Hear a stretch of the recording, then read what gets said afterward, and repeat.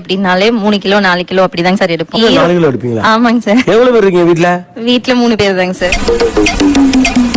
1 kilo வாங்கினாலே நல்லா சாப்பிடறாளுங்க கறி குழம்பு. ஆமாங்க சார். 5-6 பேர் சாப்பிடலாம். 1.5 கிலோ மீன் அப்படின்னா அது ஃபுல்லா கிரில் பண்ணிடுவோம்.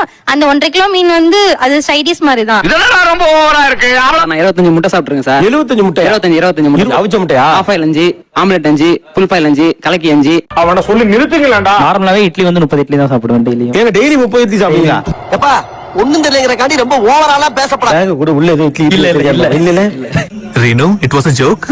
Very funny. சார் ஆந்திரா மெஸ்ல வந்து ஒரு காம்படிஷன் மாதிரி தான்.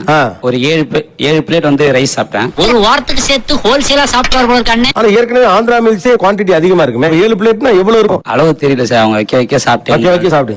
7 மீல்ஸ் கணக்கு ஆக்சுவலா. இந்த சோறு கறி குழம்புக்கு மட்டும். இன்னும் குடல் குழம்பு இருக்குது, ரசம் இருக்குது. 38 இட்லி. எவ்வளவு? 11th படிக்கும்போது 38 இட்லி. 38 இட்லி. ஆமா, வெறும் தேங்காய் சட்னி மட்டும் தான் இருந்தது. 4 கோழி கிரில் கோழி முழுசா சாப்பிட்டுருக்கேன் சார். 4 கிரில் கோழி. பிரியாணி 3 கிலோ வரைக்கும் சாப்பிட்டுருக்கேன். யாரா நீங்களா? யாருப்பா நீங்க? ஆஃப் ஆயில் 41 ஆஃப் ஆயில் வரைக்கும் சாப்பிட்டுருக்கேன். அவன் வச்சிருக்கிறது வயிறா வண்ணா சாலான்னு தெரியல. ஒரு 2.5 பவுல்ஸ் பிரியாணி நான் சாப்பிட்டேன். 2.5 பவுல் ஒரு 15 பேர் சாப்பிடுற மாதிரி குவான்டிட்டி. என்ன இது? பானிபூரி காம்படிஷன்ல கலந்தேன். ஒரு நிமிஷத்துல 21 பூரி சாப்பிட்டேன். 2வது வருஷம் 24.